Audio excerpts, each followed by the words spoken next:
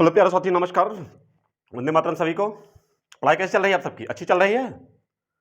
तो उम्मीद करता हूँ अच्छी है। तो आप लोग मन लगा के पढ़िए, अच्छे से पढ़िए। एग्ज़ाम सब आपके नज़दीक है। आप लोग मेहनत करते रहिए। बगैर मेहनत कुछ हासिल होना नहीं है जीवन में। हिंदी वैसे भी बहुत इंपॉर्टेंट चैप्टर है। तो आप लोग को हमने सर्वनाम बता दिया है। सर्वनाम बता दिया, हाँ। मोटा मोटा रिवाइज कर लेते हैं आज जो हम लोग पिछला लेक्चर पढ़े हैं। तो सर्वनाम हम बताए, सर्वनाम 6 भेद कौन कौन से आपके। पहला पहला आपका था क्या? व्यक्ति, सॉरी, पहला आपका पुरुषवाचक सर्वनाम, पुरुषवाचक। दूसरा आपका निश्चयवाचक, निश्चयवाचक। तीसरा अनिश्चयवाचक। चौथा आपका संबंधवाचक। चौथा आपका प्रश्नवाचक। और चौथा आपका निजवाचक।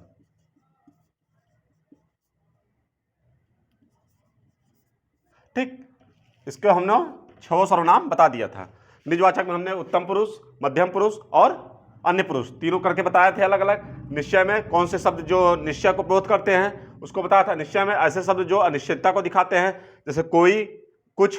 ठीक, संबंधवाचक में जो संबंध को दर्शाते हैं, जैसे जो, सो, जो जैसा करेगा सो वैसा भरेगा, इस तरह के जो वाक्य थे।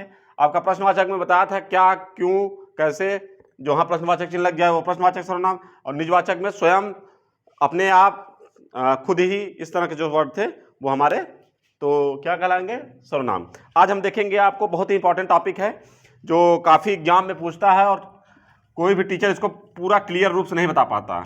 ठीक, तो काफ़ी लंबा टॉपिक है, तो इसको हम देखेंगे आज और अच्छे से देखेंगे कि। तो हेडिंग डाल लीजिए आप सब, क्रिया।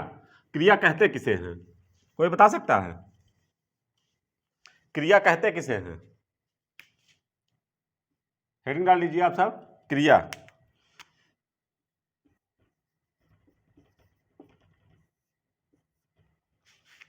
कोई लड़का बताए क्रिया क्या है?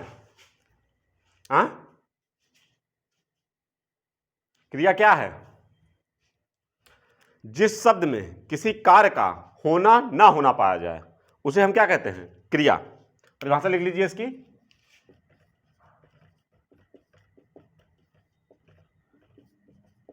जिस वाक्य में किसी कार्य का होना अथवा ना होना पाया जाए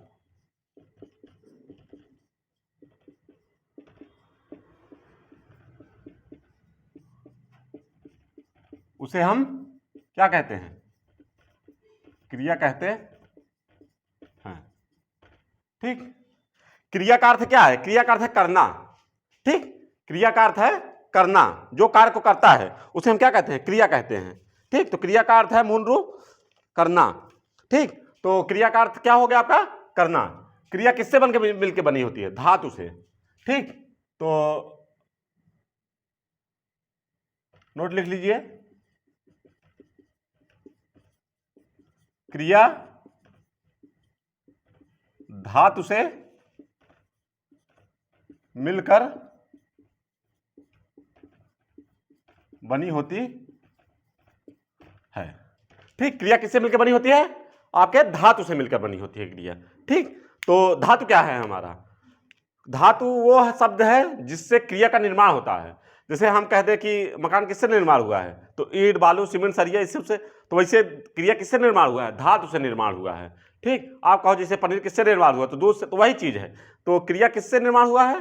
धातु से। हमारा धातु क्या है? जिस मूल शब्द से क्रिया बनती है उसे धातु कहते हैं। धातु की परिभाषा इसे लिख लीजिए छोटा सा। जिस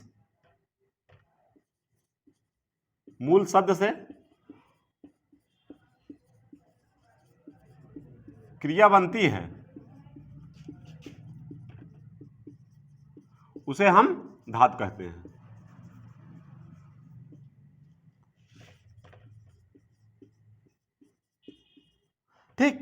जिस मूल शब्द से क्रिया बनती है उसे हम धातु कहते हैं। धातु के दो रूप हैं, कौन कौन से? एक है आपका मूल धातु, दूसरा है आपका यौगिक धातु। ठीक, तो पहला आपका क्या है? पहला आपका मूल धातु और दूसरा यौगिक धातु। ठीक, मूल धातु क्या होते हैं? मूल धातु ऐसे धातु जो स्वतंत्र होती है, उन्हें हम मूल धातु कहते हैं। ठीक, तो धुत पढ़ा तो हम क्रिया रहे, लेकिन धातु आ गया तो धातु के बारे में हम थोड़ा सा बता देना, ताकि आप जानते रहे धातु है क्या, धातु को पहचानते कैसे हैं। ठीक, तो ये इंपॉर्टेंट है थोड़ा सा, इसलिए हम इसको बता रहे हैं। ठीक, तो मूल धातु किसे कहते हैं? मूल धातु ऐसे जो स्वतंत्र हो, किसी दूसरे पर निर्भर ना करते हो। ठीक,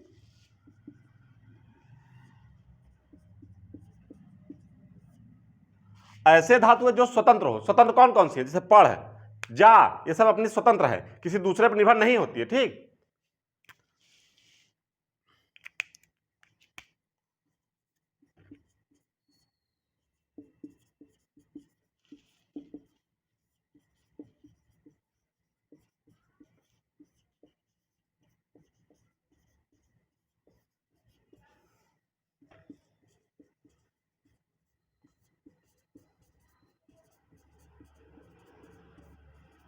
उन्हें हम मूल धातु कहते हैं। ठीक, एग्जाम्पल देखिए इनका, मूल धातु किसे कहते हैं। जैसे आपका पढ़। ठीक, पढ़ क्या है? पढ़ कह रहे तो हम आप समझ जा रहे हैं क्या कह रहा हूं मैं। ठीक, तो पढ़ एक मूल धातु है। जैसे आपका खा, खा क्या है? आपका मूल धातु है। ठीक, इसी तरह आपका लिख, इसी तरह आपका पी, इसी तरह आपका जा, इसी तरह आदि। आदि जो इस तरह के शब्द है, ये आपके क्या कहलाते हैं? आपके मूल धातु कहलाते हैं। ठीक, दूसरा हमने क्या बताया था? यौगिक धातु। दूसरा आपका क्या बताया था हमने? यौगिक धातु। ठीक, तो यौगिक धातु किसे कहते हैं? वह धातु है जो स्वतंत्र ना हो, ऐसी धातु है जो स्वतंत्र ना हो। दूसरा आपका यौगिक धातु।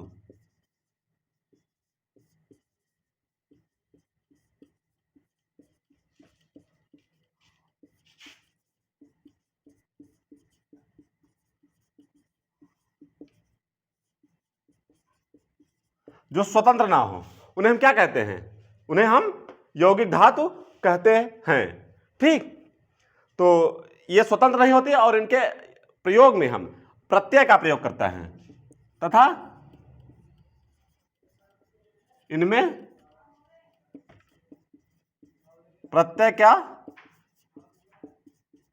प्रयोग करके बनाते हैं, उन्हें यौगिक धातु कहते हैं।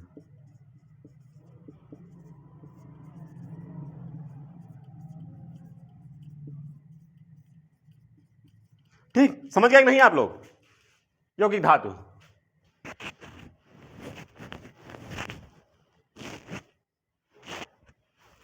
ऐसे धातु जिनका प्रत्यय का प्रयोग करके बनाते हैं। तो प्रत्यय का प्रयोग कैसे करते हैं हम? जैसे आपका एग्जाम्पल देखिए, जैसे चलना से चला। ठीक, चलना है, इससे हम चला बना लिए, तो इसमें आ प्रत्यय जुड़ा है नहीं जुड़ा है? ठीक, जैसे पढ़ना से पढ़ा, जैसे एग्जाम्पल है ना, मोहन ने किताब पढ़ा, तो इस तरह से। और जैसे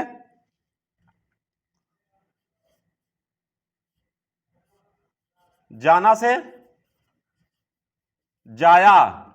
ठीक, तो इस तरह से जो प्रत्यय बना के प्रयोग किए जाते हैं, उन्हें हम यौगिक धातु कहते हैं।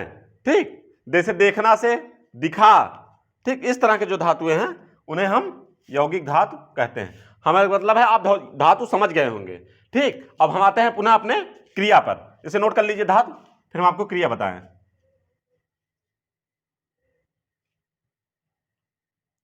ठीक, नोट कर लिए होंगे।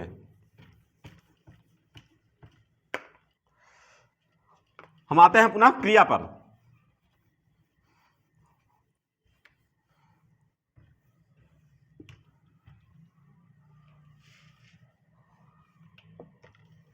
क्रिया, क्रिया धातु से मिलकर बनी होती है। हमने आपके धातु के बारे में आपको बता दिया। ठीक, अब क्रिया क्या है? क्रिया के कई भेद हैं। ठीक, तो हम आपको जो एग्जाम के पॉइंट ऑफ व्यू से इंपॉर्टेंट है, जो पेपर में पूछता है, जो परीक्षाओं में पूछता है, जो आपके लिए लाभकारी हो। ऐसा नहीं हम पूरा क्रिया यहाँ बताने लगे एक तरफ से लेकर सभी क्रिया और आपके एग्जाम में पूछे ही ना, तो फिर क्या मतलब है।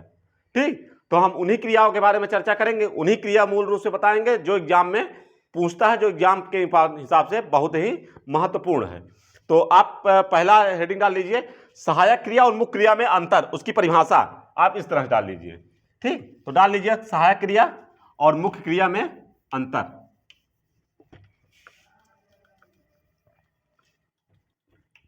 तो हेडिंग डालिए आप, सहायक क्रिया एवं मुख्य क्रिया में अंतर।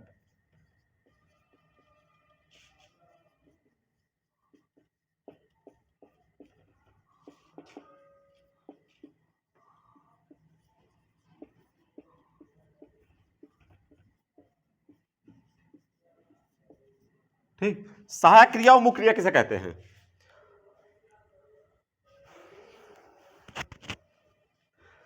वह क्रिया जो मुख्य क्रिया की सहायता करे उसे हम सहायक क्रिया कहते हैं। ठीक, लिख लीजिए, ऐसी क्रिया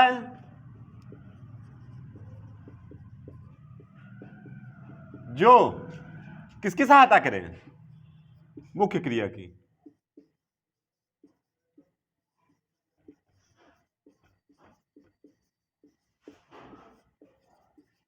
सहायता करे उसे हम सहायक क्रिया कहते हैं।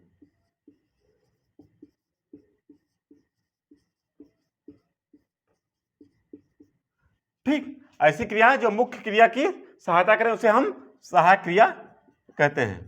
उदाहरण जैसे देखिए, पहला उदाहरण, रोहन स्कूल जाता है। अब जाना ये आपका क्या है? मुख्य क्रिया, और है आपका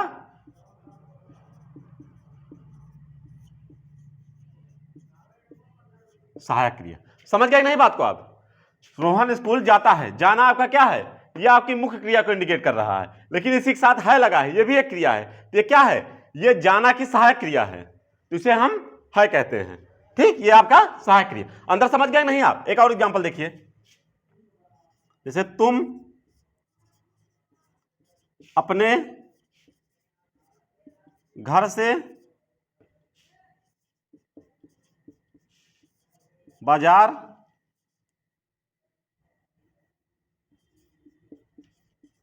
जाते हो।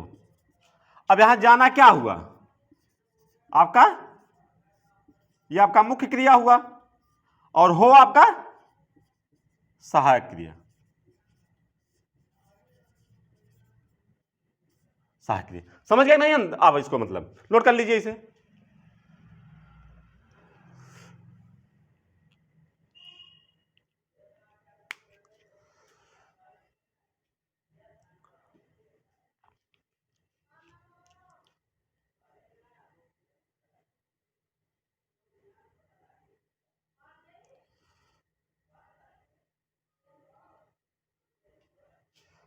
नोट कर लिए?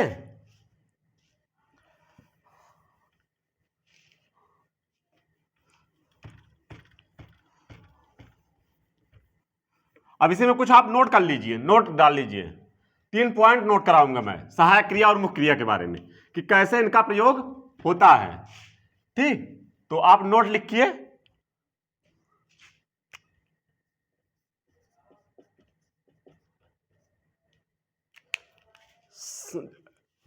कुछ क्रिया, ठीक, कुछ वाक्य में मुख्य क्रिया और सहायक क्रिया दोनों रूप से प्रयोग होता है। ठीक, कुछ वाक्य में, नोट पहला लिख लीजिए आप, कुछ वाक्य में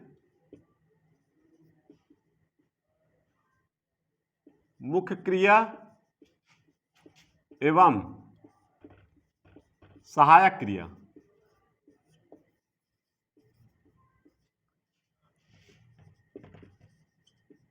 दोनों का प्रयोग करके वाक्य का निर्माण करते हैं।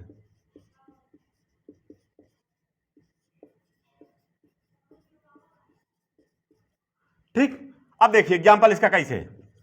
ऐसे वाक्य जिनमें मुख्य क्रिया और सहायक क्रिया दोनों का प्रयोग किया जाता है। तो जैसे हम बाजार गए थे।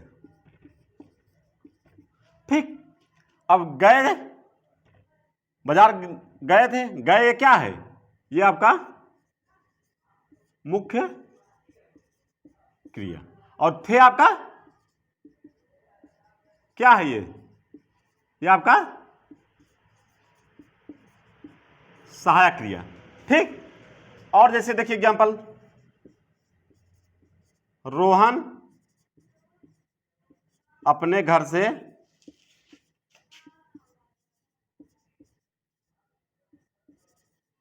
विद्यालय जा रहा है। ठीक, अब ये जा कहां रहा है? ये आपका मुख्य क्रिया, और रहा है आपका क्या? सहायक क्रिया।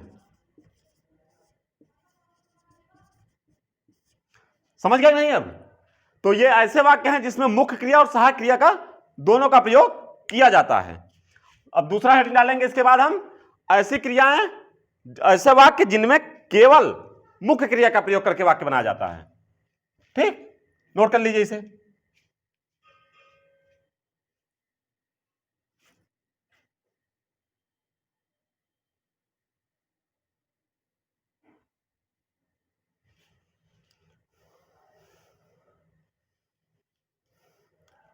नोट कर लिए? अब हेडिंग डालिए, ऐसी क्रियाएं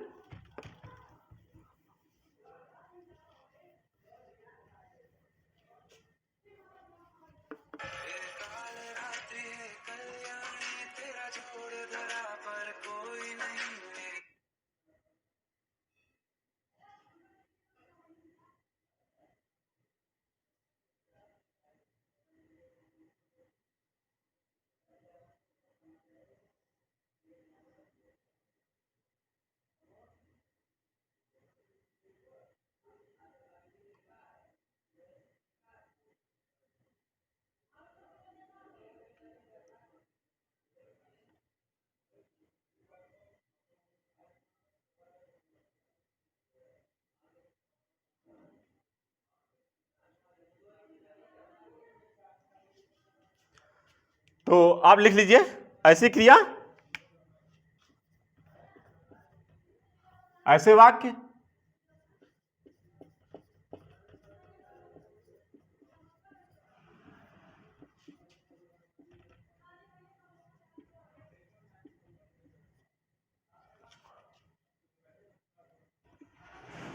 जिनमें केवल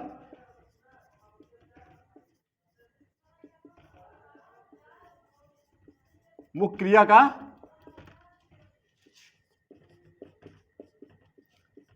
प्रयोग करके वाक्य का निर्माण किया जाता है।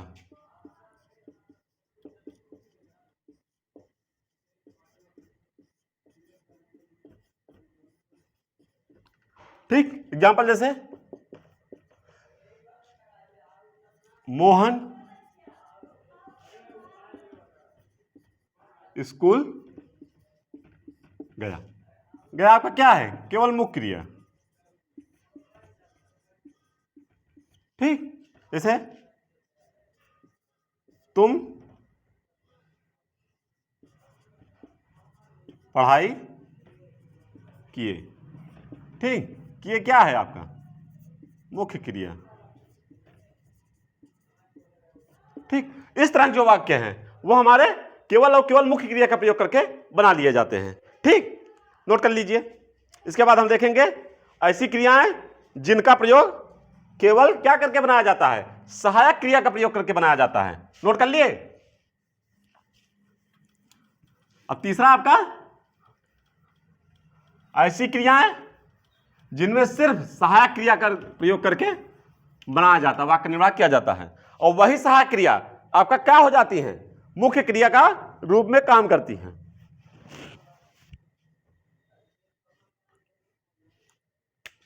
तीसरा नोट, तीसरा, ऐसे वाक्य जिनमें केवल किसका, सहायक क्रिया का प्रयोग करके बनाया जाता है।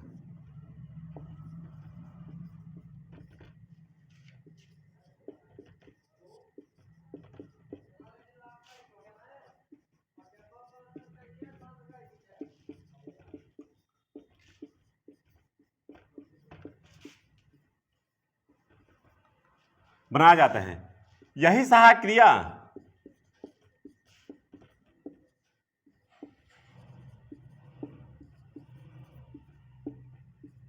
मुख्य क्रिया के रूप में कार्य करती है।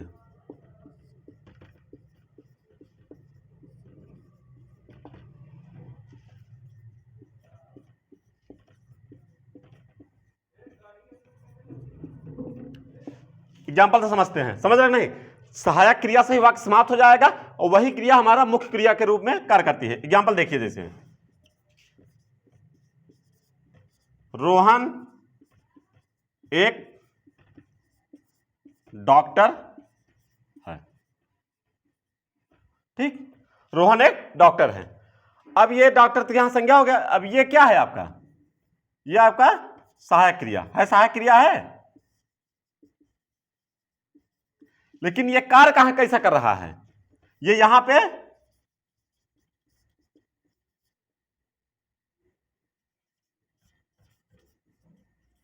मुख्य क्रिया के रूप में कार्य कर रहा है।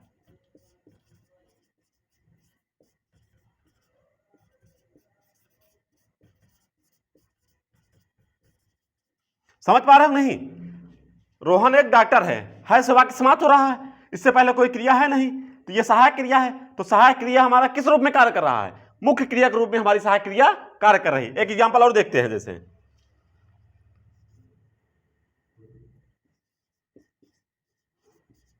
जैसे मोहन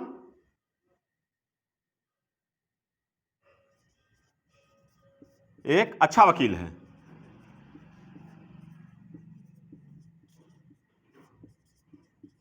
ठीक, तो है यहां क्या है तो यहां पे सहायक क्रिया, ठीक, लेकिन ये किस क्रिया के रूप में कार्य कर रही है, ये मुख्य क्रिया के रूप में कार्य कर रही है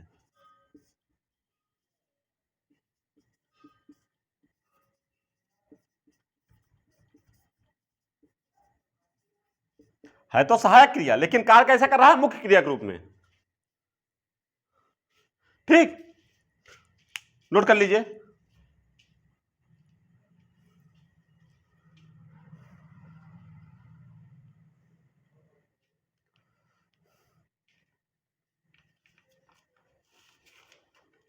दिख नहीं रहा होगा, लिख लीजिए, ये है सहायक क्रिया ऑब्लिक मुख्य क्रिया के रूप में कार्य करती है।